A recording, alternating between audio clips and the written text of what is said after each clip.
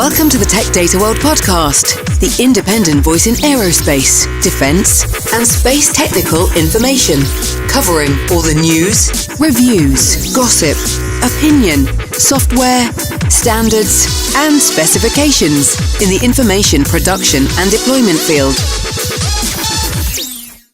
Hello everyone, and welcome to episode 7 of the TDW podcast. Episode 7 already, can you believe it? So welcome to everybody who's listening on our channels, and we are officially on Spotify. So if you want to join us on Spotify, please do go and subscribe. I actually follow this podcast on our Spotify channel. So there you go. I am a big Spotify user. So this week, episode 7, I want to talk a little bit about protecting your intellectual property.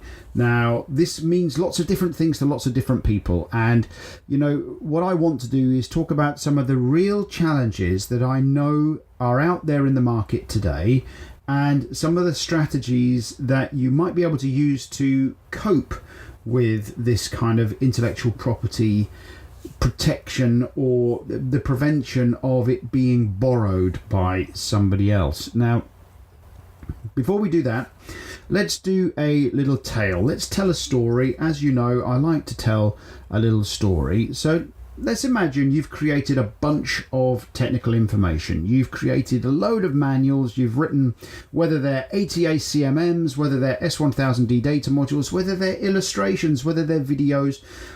You've invested a great deal of time, money, effort, and energy into producing that technical content.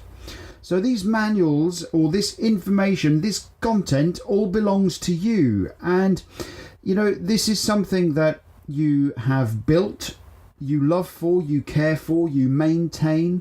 You've bought the tools to actually create. You may even have paid for some expensive outsource agents to produce that information for you.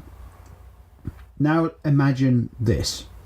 Imagine that an unauthorized third party has accessed your information. They probably think they have done legitimately. I'm not suggesting that they've gone off and stolen this information from you, but they have sourced it from somebody else who may not necessarily have the rights to distribute or sell or repurpose or in any way use your content. But they have positioned themselves in a way that they are a authorized distributor. They are a legitimate organization for distributing your technical content. Now, but take that a stage further.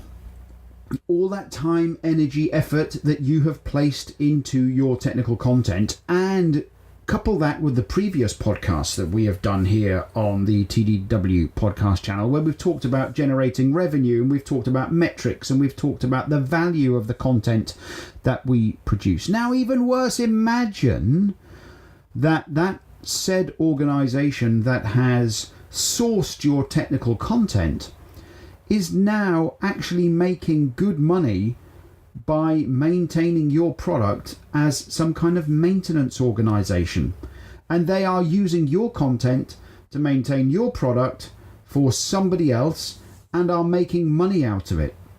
That, my friends, is a situation that is happening today in our sector, specifically in the aerospace sector. You wouldn't find this particularly in the defense sector, or you would hope you wouldn't.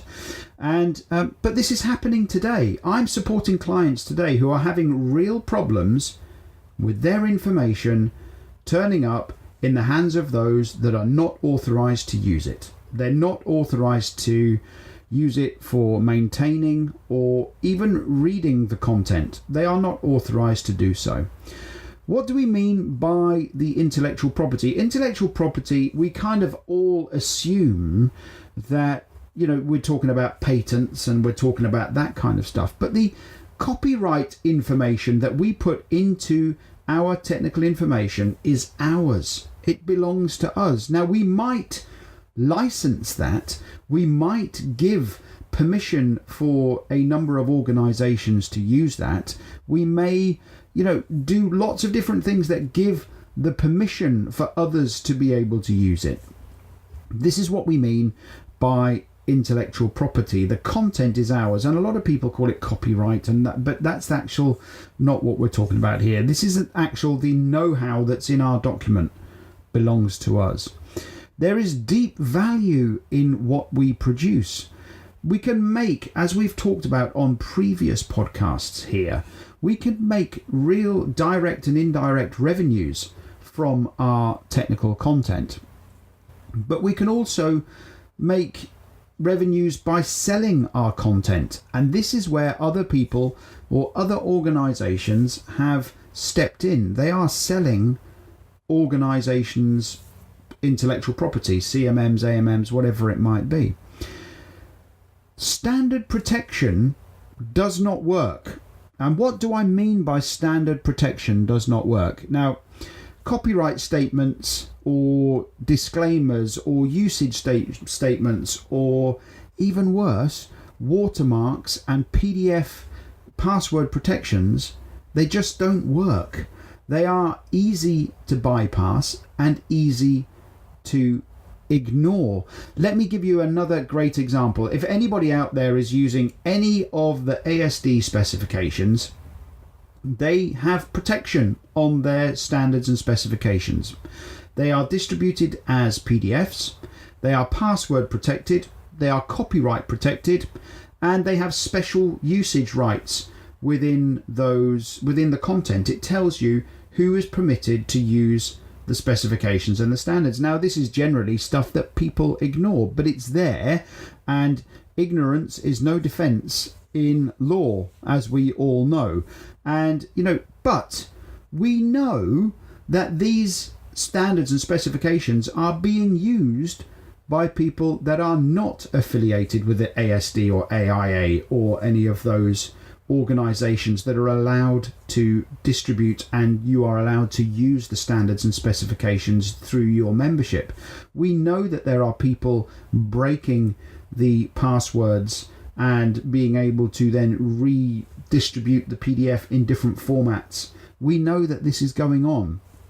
And these kind of, they're almost rudimentary, they're out of date kind of protections are not actually protecting anybody or anything. You can put all of these protections on our CMMs, on our PDFs, and they are absolutely easy to bypass when you know what you're looking for on the interweb. You can go and find any free open source document or document handler that will remove almost immediately the password protection on a PDF. In fact, let me tell you a little secret. If you open up any PDF file that is password protected and you open it in preview on a Mac, the Mac will automatically bypass any of those password protections, and you can then head on out and save that till your heart's content, and then you can import it into your OCR tools and all those kind of things that people want to be able to do with that content, essentially. So these protections do not work. But furthermore, what's really important here in the scenarios that I've given you is that this is not just about intellectual property.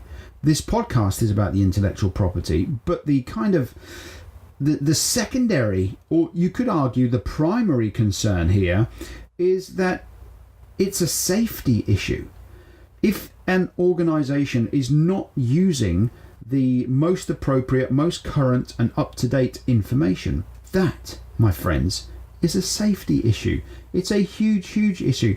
And recently, as I mentioned on a Thursday Thoughts, I think it was Thursday Thoughts episode 5. Maybe if you want to go to YouTube and have a look at that, it'd be 5 or 6.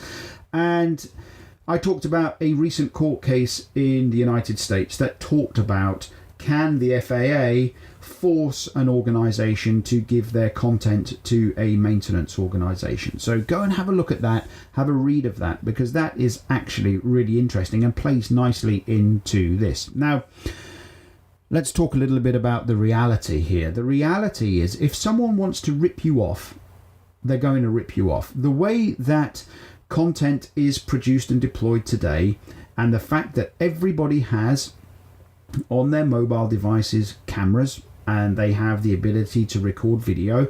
There are now apps. I saw recently an app that will do an immediate OCR scan from your mobile device. You hold it over a piece of paper and it will do an OCR scan immediately from a piece of paper. That will not be protected by any passwords or watermarks or anything along those lines. So if you are interested in this, go and have a Google and just type in some keywords like court case and CMMs, illegal distribution, and up will pop a load of results for you to go and have a read and have a look at. I was blown away when I did that Google, and I found that there are organizations that invest millions and millions of dollars or GBP or euro into their content, and somebody is selling their CMMs for a couple of $100 and positioning it as a legitimate service. And I'm not quite sure where those court cases ended up, but you can go and have a read of that. So all the time we ask, and we're being asked to deliver PDFs, we lose control of our content. Our content is gone. And the reality is if somebody is going to actually steal our content, they're going to do it. There's another great example that I used at our conference recently, where interactive browsers are obviously part of the way to being able to solve this problem, where they disable things like print, but engineers are then taking photos of screens and taking it out to the platforms that they're working on. So how do we protect this content? How do we protect this intellectual property going forward? And the only way to do this really is, I believe that there is technology right now that is starting to change the way that we can protect content. The fact that we can protect the way that we allow people to access our information. Now, I have spoken to a number of my clients and a number of my contacts over the years and asked what they do in terms of protection. Now, this ranges all the way from they accept that their content is going to be ripped off by some organizations, and it will end up out there on the not so legitimate market. And there are some that do have strategies that they basically put adverts in their CMMs or their content to try and drive maybe the unsuspecting end user to their legitimate websites. Now, there are some strategies that I've helped some organizations implement that will create what we want to create a fear, uncertainty and doubt around the use of our technical content. And the only way that we do that is by some simple messaging that, are you using the correct information? But how do we drive people to our legitimate sites and then make them available to our legitimate users? Or how do we tell people that they are using an illegitimate service for accessing our content? So a great piece of technology that has recently been released, which I believe could be a bit of a game changer. Now, if I haven't told you and you are not aware and you've not spoken to me or shared a beer with me or been to any of our conferences or workshops, I am a mad keen photographer. Now, in the photography sector, this is a huge issue. The issue is that people take photos they place them on all of these forums and they place them online, and essentially they get stolen.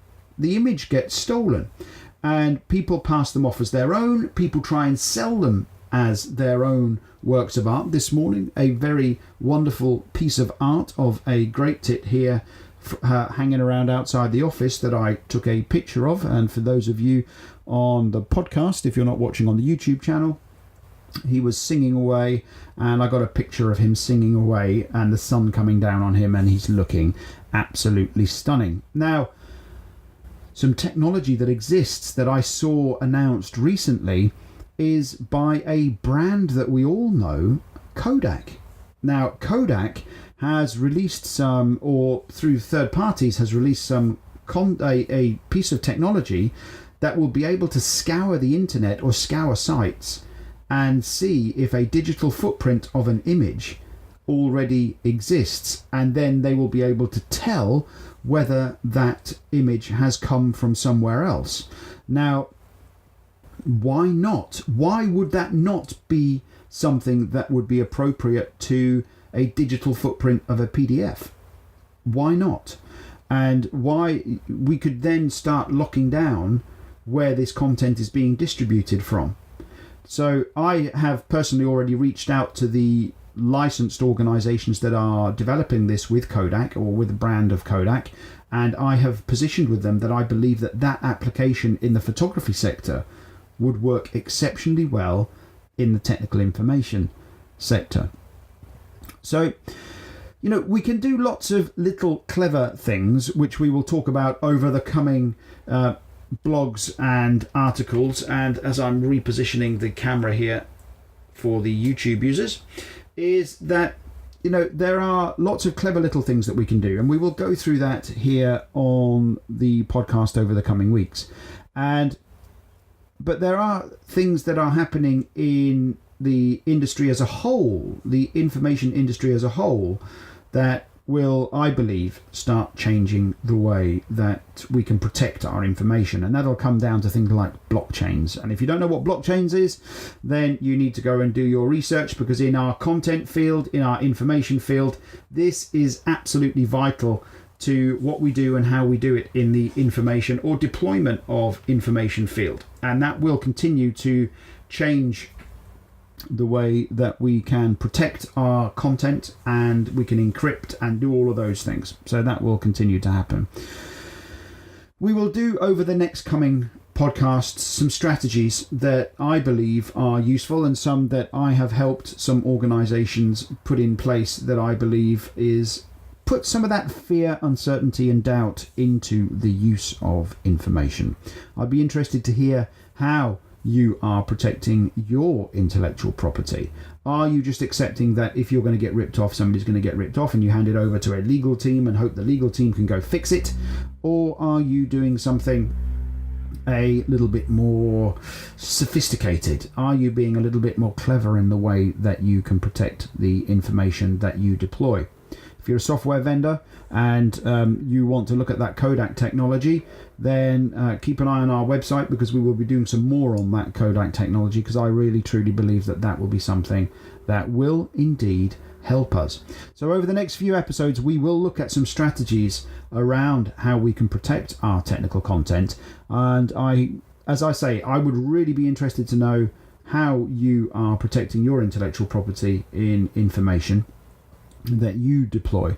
In the next episode, which will be episode 8, my life, we will be looking at because we create modular information doesn't mean we have to deliver modular information. This comes from a series that we are putting together for our website, which is some of the frustrations around using things like S1000D and DITA that we hear from our user market. So keep an eye out for that one. That'll be episode 8.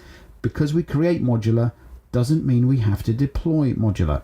Anyway, those were my thoughts on intellectual property protection.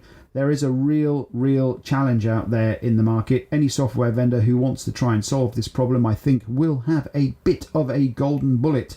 because it is rife, and we will continue to work with our clients on some more softer strategies on how we can protect our information, and hopefully some of you will share your thoughts with me. Anyway, Michael Ingledew, TDW, I hope you found this podcast useful, and I hope it's something that resonates with you. And until episode 8, we will look at that in the next couple of weeks. Enjoy your day. Thank you for listening to the TDW podcast. Remember, you can keep your tech data skills current and relevant with a full TDIQ subscription. Visit www.techdataworld.com for more details. Be sure to follow us on Facebook, Twitter, and YouTube for your next Tech Data World update. Until next time.